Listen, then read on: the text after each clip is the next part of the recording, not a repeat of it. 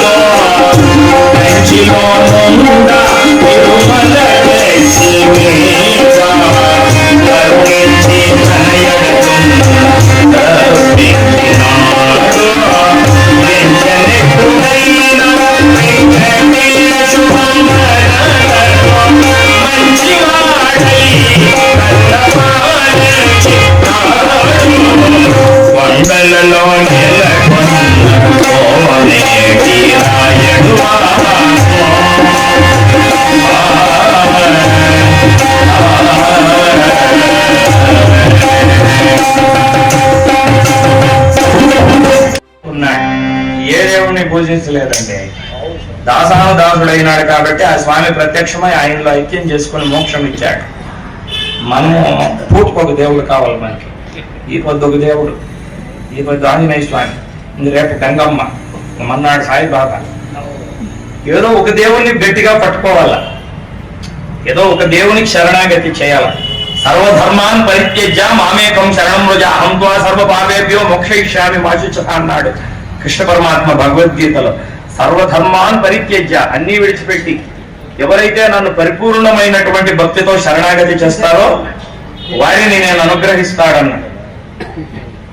అది భగవంతుని యొక్క పాదాలు, శ్రీమన్నారాయణుని పాదాలు గట్టిగా పట్టుకోవాలి. ఇంకొక రహస్యం ఏమంటే, వేదాలు ఏమి చెప్తున్నాయి? సర్వదేవ నమస్కారం కేశవం ప్రతిగచ్చతి. నువ్వు ఏ దేవుడికి నమస్కరించినా అది చిట్ట చివరికి మహావిష్ణువుకే చేరుతుంది. సర్వదేవ నమస్కారం కేశవం ప్రతిగచ్చతి. కాబట్టి చూడండి, ఎప్పుడైతే ఆ దశరథ మహారాజు భార్యలు కౌసల్య, సుమిత్ర, కైక ముగ్గురు కూడా నవమాసాలు పూర్తవుతున్నాయో అది శ్రీ విళంబినామ సంవత్సరం.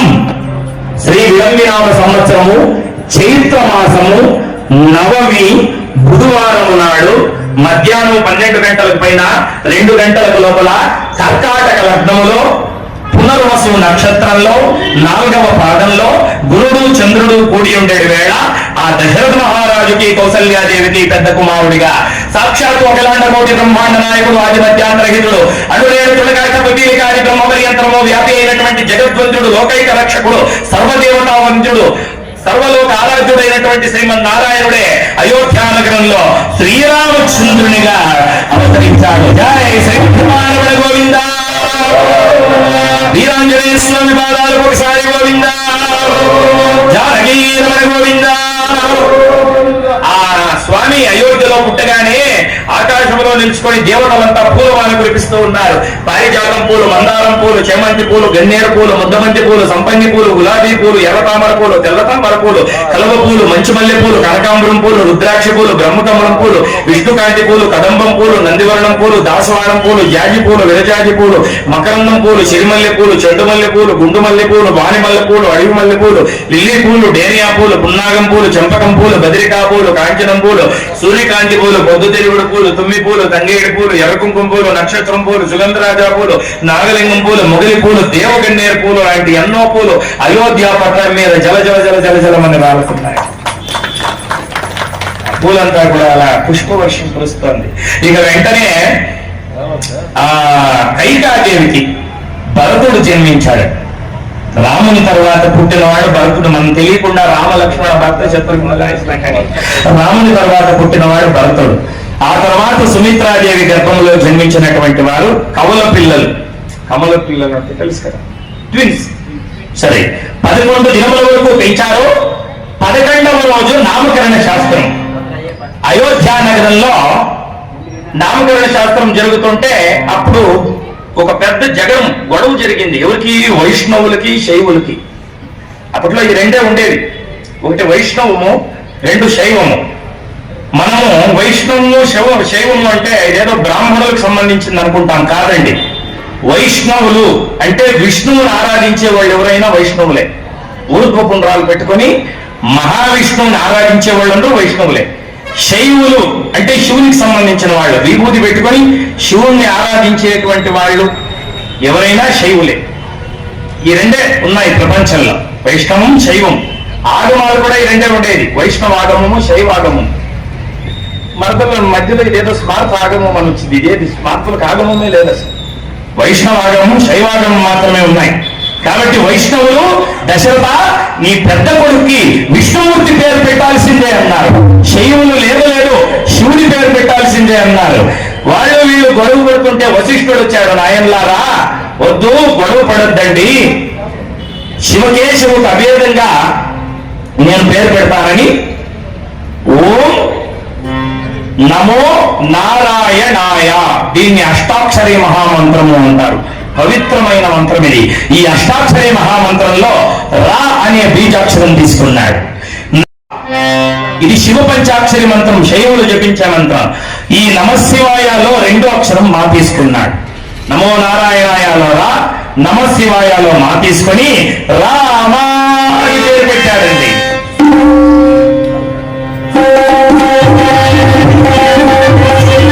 రామా అని పేరు పెట్టాడు. అంటే ఒక రాముణ్ణి స్మరిస్తే శివకేశవులనిద్దరిని స్మరించినట్లే. ఇక కైకాదేవికి పుట్టినటువంటి బిడ్డకు భరతుడు. ఎందుకు? ఎన్ని బాధలు వచ్చినా భరించేవాడు, ఎప్పటికైనా ఈ దేశాన్ని పరిపాలించేవాడు అతడే అని వశిష్ఠునికి తెలుసు. ఆయన బ్రహ్మజ్ఞాని. భరతుడు. మన దేశం ఏదండి? భారతదేశం మంది. ఎవరన్నా మీ దేశం ఏమిటంటే భారతదేశం అని చెప్పండి. భరతుడు పరిపాలించిన దేశం మనది. వాడు బ్రిటిష్ వాడు వచ్చి ఇండియా అని పెట్టేసిపోయాడు. ఇండియా కాదు మనది. భారతదేశం భరతుడు పరిపాలించినటువంటి దేశం ఈ దేశం.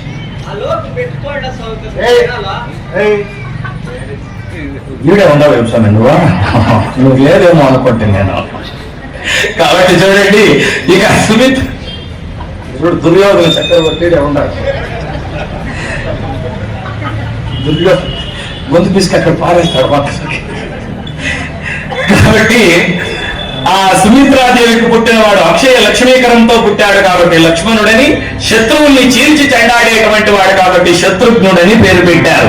రామ భరత లక్ష్మణ శత్రుఘ్నులని పేరు పెట్టి వశిష్ఠ మహామునింద్రుల వారు చక్కగా బంగారు తొట్లు చేపించారంట. ఇదేమి సామాన్యుడా, శ్రీరామచంద్రుడు అయోధ్య నగరం చక్రవర్తి కొడుకు బంగారు తొట్లు చేపించారు, వెండి తాళ్లు పెట్టారు.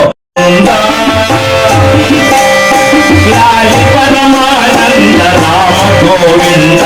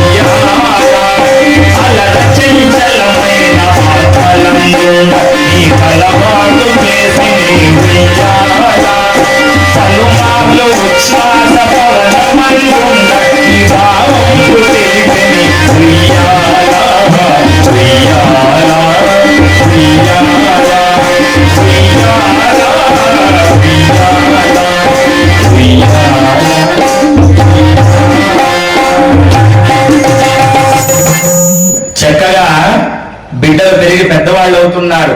దశరథుడు సంతోషపడుతూ ఉంటే ఒకరోజు రాముడు ఆకాశంలో ఉండే చంద్రుణ్ణి చూసి ఏడుస్తాడంట. నాన్న, ఏమి రామా, నాకు చందమామ కావాలి. చందమామను ఎట్లు తెచ్చేది? ఎంత అయోధ్యానగర చక్రవర్తి కొడుకైనా చంద్రుణ్ణి ఎట్లు తెచ్చేది? కౌసల్యాదేవి, రామా అన్నం తిను, నాకు చందమామ కావాలి. ఆవిడ అనింది, దెబ్బలు పడతాయో రామా, దెబ్బలు పడతాయిరా, అన్నం తింటావా లేదా? నాకు చందమామ కావాలి. ఎవరు వచ్చినా అన్నం తినడు, చందమామ కావాలంటాడు. అప్పుడు దశరథుని మూడో భార్య కైకాదేవి ఒక వెండి గిన్నెలో నీళ్లు పోసుకొని వచ్చి ఆ వెండి గిన్నెను అక్కడ పెట్టిందంట రాముడి ముందర. ఇప్పుడు చూడండి, మనం బయట ఎక్కడైనా బకెట్లో నీళ్లు పెడితే పౌర్ణమి రోజు ఆ నీళ్లలో చంద్రబింబం బాగా కనిపిస్తుంది. వెండి గిన్నెలో ఇంకా చాలా బాగా కనిపిస్తుంది, పలపల అని. ఆ వెండి గిన్నెలో చంద్రుడిని చూసి రాముడు అయ్యి చందమామ చందమామ అని ఆడుతూ అన్నం తిన్నాడండి. అప్పుడు కైకాది ఏమంటుంది, రామా ఆ చంద్రుని కంటే నువ్వే అందంగా ఉన్నావయ్యా, చంద్రుడిలో అయినా మచ్చుందేమో, నీలో మచ్చలేదు. షోడశ కళా పూర్ణుడు చంద్రుడు, ఆ చంద్రుని కంటే షోడశ కళల్లో నువ్వు మించిపోయావు, నువ్వే చంద్రుడు, నీకెందుకయ్యా చంద్రుడని రామునికి రామచంద్ర అని పేరు పెట్టింది కైకాదేవి. ఆ రోజు నుండి అందరూ ఆయనను రామచంద్రుడు రామచంద్రుడు అని పిలిచేవాళ్ళంట. ఒక్కొక్కరికల్లా పిలిచి ధన్యులయ్యారు. రామాయ రామభద్రాయ రామచంద్రాయ వేదసే రఘునాథాయ నాథాయ సీతాయ పతయే నమః. రామాయ రామ అని పిలిచేవాడంట దశరథుడు, రామభద్ర అని పిలిచేవాడంట వశిష్ఠుడు, రామాయ రామభద్రాయ రామచంద్రాయ రామచంద్ర అని పిలిచేదంట కైకమ్మ, వేదసే అని పిలిచేవాళ్ళంట ఋషులు. ఓ వేదముల నుండి ఉద్భవించిన వాడా, వేద స్వరూపుడా వేదసే అని పిలిచేవారంట. రఘునాథ అని పిలిచేదంట కౌసల్యాదేవి, నాథ అని పిలిచేదంట సీతాదేవి, సీతాపతి అని పిలిచేవాళ్ళంట మిథిలా నగరంలో. అంటే ఆయన ఎప్పుడన్నా అత్తగారింటికి పోతే పండుగకి సీతాపతి సీతాపతి, మా సీతం మొగుడా సీతం మొగుడా అనేవాడంట. మగవాడు అంతేనండి, ఎవరిలో పెళ్లి చేసుకుంటాడో ఇప్పుడు గురుమాతల్లో చేసుకున్నాక వాడు కోలార్నికి వస్తే ఎవరు ఆయన అంటే అది ఆ కమిలి మొగుడు అంట. ఎవరమ్మా అది ఆ సరస్వతి మొగుడే అంటారు, కానీ మన పేరు చెప్పారు, ఆ సరస్వతి మొగుడు ఎవరు ఐసుప్లస్ మొమ్మగుడిగానే అట్లా మిగిలిన నగరంలో అంతటి మహానుభావులు కూడా సీతాపతి సీతాపతి ఓ సీతమ్మ మొగుడా అని పిలిచేవాళ్ళు. కాబట్టి అలా ఆ ముగ్గురు కూడా సూర్యనారాయణమూర్తికి నమస్కారములు చేసి పాయసము స్వీకరించారు. కౌసల్య సుమిత్రాకైక ముగ్గురు గర్భవతులైనారు. దశరథ మహారాజు సంతోషపడుతున్నాడు. వచ్చి భార్యలను అడుగుతాడంట, భార్యలారా నెలలు నిండుతున్నాయి, 1 2 3 4 5 6 7 8 నెలలు.